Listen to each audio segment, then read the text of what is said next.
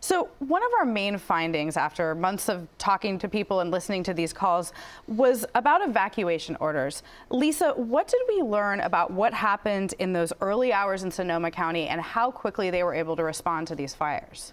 Yeah, so we found several calls where CAL FIRE was calling up Sonoma County officials and asking them to call people through reverse 911s and warn them that there was a fire coming. However, we found that those calls didn't go out for an hour after the request. So basically you're saying there's this delay between when firefighters thought that people should be leaving their homes and they actually were told to do so. Exactly.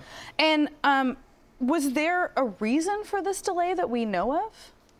So I think part of it comes down to just the overwhelm of the night. Like, first responders were out in the streets. They were doing everything they could. They were responding to like fires were basically popping up everywhere, and it was kind of like whack-a-mole. They couldn't get on top of it fast enough, and so I think there was this delay in a recognition of the nature of the disaster that was happening.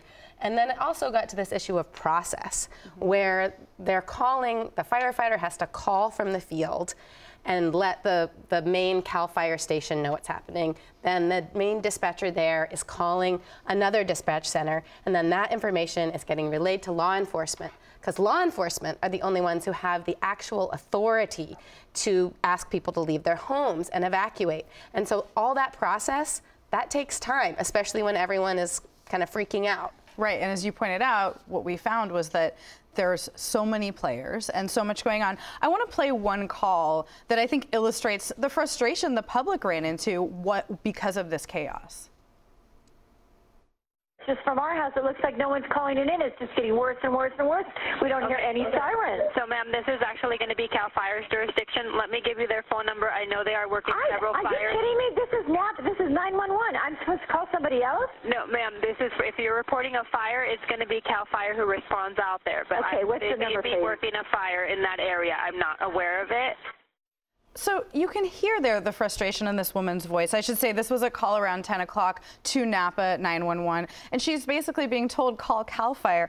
I mean, Lisa, do you think, I feel like as a member of the public, we think that there's maybe this sort of cohesive system. It seems like this shows some pretty big gaps in that. Yeah, one of the things we found is that often there's different people who deal with different situations, and since CAL FIRE there has the jurisdiction to fight fires, they're the ones who actually need the phone calls when people tell you that there is a fire going on, so they can find it and then decide whether or not to send responders to it. And that's what's going on in that call. But one of the things we also learned from just listening to all of these calls is that there's kind of this vicious cycle that's happening where people really want information. They see flames, they smell smoke, and they want to know what to do should they evacuate. So they do what we're taught to do, right? Even as kids, we call 911. Except then 911 gets completely overwhelmed and they actually can't take really important calls, like people being trapped in their houses and stuff like that. And also it makes it harder for officials and 911 operators themselves to actually get out that public information. And so then more people just keep calling 911. Right. And Sukey, you and I got to go actually visit one of these dispatch centers in Sonoma County. We talked to the director there. It was all hands on deck. And I do think one thing we've talked about a lot as we reported this is that we want to point out the systematic problems here, not blame individuals, because these people were doing everything they possibly could. Yes, and like we met with Aaron Abbott at Redcom, the Sonoma Dispatch Center, and they were dealing with this emergency in their own way. Like they, the room filled with smoke because they're, they lost power. They had to go on generator power, and so they're in the dispatch center trying to manage this emergency. They almost had to evacuate. They almost had to evacuate themselves, and I think this gets at kind of the nature of how widespread this was, and that it really took people by surprise. I mean, we also talked to a lot of people who did escape, even though they didn't get these evacuation orders. Lisa, can you just give me a flavor of the types of stories we heard from these fire victims? Yeah, we've heard a lot of people, like you said, who didn't find out from officials. Some people got phone calls from friends. Of course, we've heard about a lot of local heroes who knocked on people's doors. And then some people just didn't know. And I think one of the scariest stories we heard was of a man who escaped with his elderly mother. He had actually checked the CAL FIRE website at 11 p.m., didn't find any information.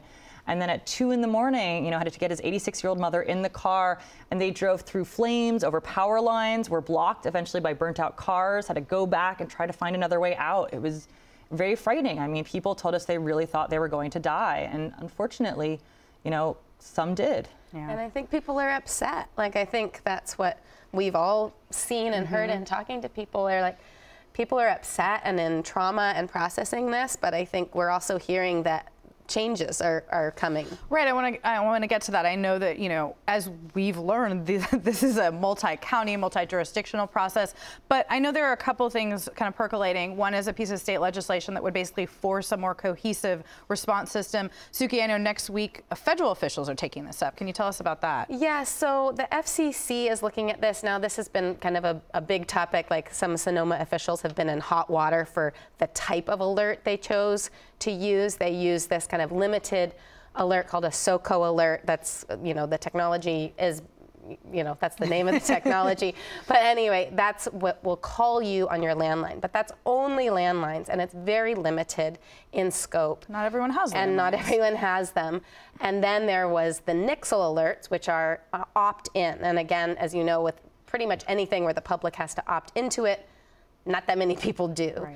And so there is this kind of third piece of technology called a wireless emergency alert, and that's hijacks your phone and will basically kind of make some kind of beeping noise. This is Amber Alerts, right? An example of those. Exactly. And so the Sonoma officials decided not to use this. You know, they didn't even consider using this because there are some limitations with it. And even as these fires were still burning, you know, Feinstein and Harris were like calling federal officials at the FCC and saying, like, can you do something? Can you make these alerts more effective? And so they're finally kind of taking up this, you know, basically new regulations that would require wireless providers to make these alerts more effective and, you know, maybe save lives. Great. Lisa, quickly, what's next for this investigation? A lot more work, but you know, I mean, I think this was one story we're doing, yes. but we plan on rolling out many more. Yes, so we're looking more at what happened that night. We're looking at how all these jurisdictions work together, since, I mean, disasters don't care where you live or who's in charge. Right. And we're also looking at exactly these communication issues, and what we've heard from a lot of officials is that they recognize that there were problems that night and they're working to change that. Great. Sukey Lewis, Lisa Pickoff-White, thank you ladies for joining me. Thank you. Thank you.